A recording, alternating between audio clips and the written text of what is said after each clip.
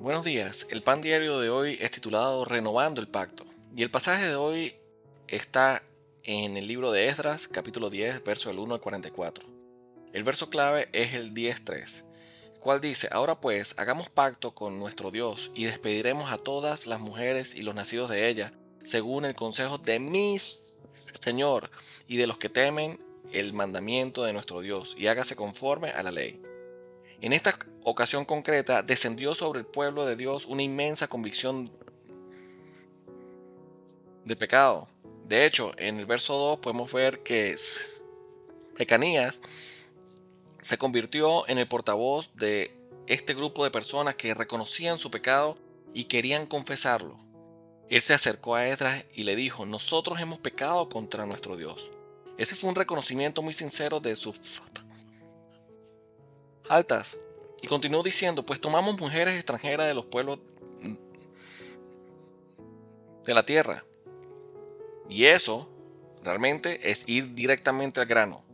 Es tratar las cosas de una manera muy específica. Todo eso que el pueblo había estado haciendo estaba totalmente en contra de la ley. Es decir, se habían apartado de la palabra de Dios. Y entonces este hombre se entregó a la misericordia de Dios y dijo: aún hay esperanza para Israel. En el versículo 3 podemos ver el pacto con Dios, diciendo: hagamos pacto con nuestro Dios y que despediremos a todas las mujeres y a los nacidos de ellas, según el consejo de mi Señor y de los que temen el mandamiento de nuestro Dios, y hágase conforme a la ley.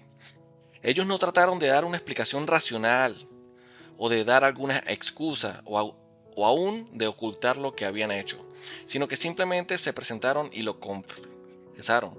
Hicieron esto según la palabra de Dios. Esto de quebrantar la ley de Dios había sido un asunto muy grave. Ellos se presentaron ante Dios con una gran tristeza en sus corazones. La experiencia por la cual cada uno de ellos pasó fue un quebrantamiento real de corazón, como resultado de su arrepentimiento por haber desobedecido la palabra de Dios.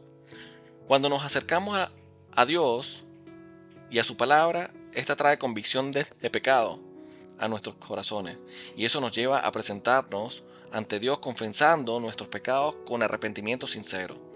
El resultado es que somos reavivados y experimentamos una gran renovación. Todos los días necesitamos ser renovados por la palabra de Dios. Sin embargo, esa renovación no va a llegar al menos que surja un arrepentimiento genuino en nuestros corazones. En los tiempos de Edra, aquella convocatoria obligaría a cada uno a definirse y a identificarse con la opción de seguir fielmente al Señor con todas sus consecuencias, o a optar por permanecer en una actitud crítica, ambigua o distante.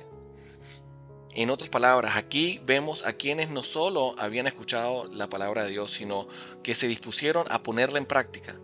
Tiene que haber una actitud de oración, confesión y arrepentimiento como la que hemos visto en aquellos que regresaron para reconstruir el templo, las murallas y la ciudad de Jerusalén. Lo que Edra le pidió a la gente que hiciera debió resultarle muy amargo y doloroso. Inclusive, seguramente, hubo muchos corazones destrozados, angustiados, al separarse de aquellas personas que amaban como mujeres e hijos. Sin embargo, ellos sabían que serían restaurados por la palabra y que recibirían las promesas de Dios en sus vidas. En mi vida personal, muchas veces he adulterado en mi relación con Dios, como lo hizo el pueblo de Israel, deseando las comodidades que el mundo ofrece. Y sin embargo, Dios en su infinita misericordia y con mucho amor me redarguye llamándome al arrepentimiento y a descansar en las promesas de Dios para mi vida, para que realmente pueda tener una fe vivencial y no teórica. Oro para que todos los días hagamos pacto con Dios, confesemos genuinamente nuestros pecados y nos arrepintamos para experimentar la gracia y el perdón que solo podemos tener a través de la intercesión de nuestro Señor Jesucristo en nuestras vidas. Una palabra: ahora pues, dad gloria a Jehová Dios de vuestros padres y haced su voluntad. Dios los bendiga.